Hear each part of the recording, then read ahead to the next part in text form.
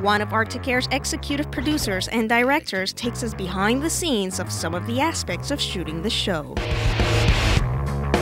Arctic Air is an action-adventure story that takes place in Yellowknife, and it's about this sort of extended family that run this airline out of Yellowknife. And when I say extended family, I mean they're not really blood family, but they are the people that come together to work at this place, and they become a family basically, living in Yellowknife and flying out of Yellowknife. And they end up in all sorts of situations that puts them into adventure stories for us, right? How was the show born? Who created it? Ian Weir was the actual creator. It was born out of an idea from Michael Chechik and Gabrielle Schramm, and they wanted to do a drama that takes place around an airline, and approached Ian, and Ian developed it and created it, and then I came on board with those guys and started to realize it, on the screen. Now you see his true rancid colors. Come on, maybe he didn't know. You cannot be defended. Many of our episodes actually take place as I say, take place in Yellowknife, so it requires that we travel up to Yellowknife and shoot the scenes there in Yellowknife. And we want to explore that. We want to actually see the world up there. Radios don't have much range. And for you, what is it like to produce and direct the show? Well, it's the best of both worlds for me, because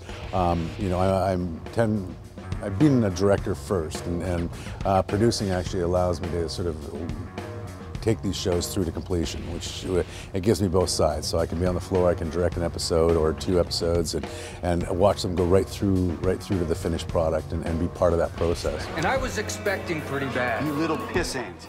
Gary gives us a few hints of what's to come for season 2. Freshly broken, rocks are turned up. You can certainly expect a lot more adventure.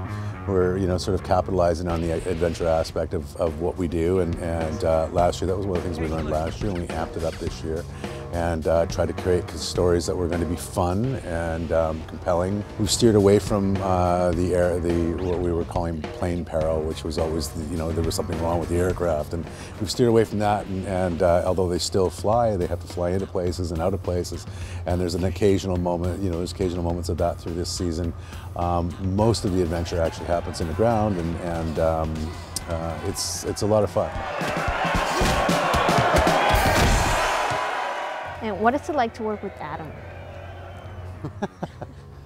Working with Adam's actually a lot of fun. It's really kind of interesting, because he's got a lot of interest and a lot of things going on at once, and so it's kind of trying to bottle up all that energy and make sure that it's there for us on the screen is what it is. He's a great guy. He's a great guy to have around on set. He's got a terrific energy, and everybody responds to it. He's the guy that will come on set first thing in the morning. Oh, let's go, everyone, let's go, and get everybody revved up and ready for the day. Look, this is what I can do for you. No, seriously, you do not want to take... Shooting is a long process. It takes about 7.5 days to shoot an episode and about 2.5 months to finish it completely. This is due to editing and visual effects, among other work. So over here, this plane is supposed to have landed in this little area called Wrigley, and they've had to have an emergency landing. So what we're doing is creating this situation. We've had to lay snow out like it is, and then we'll have visual effects as well that'll take this building and make it much smaller, much tinier, put it into another environment altogether.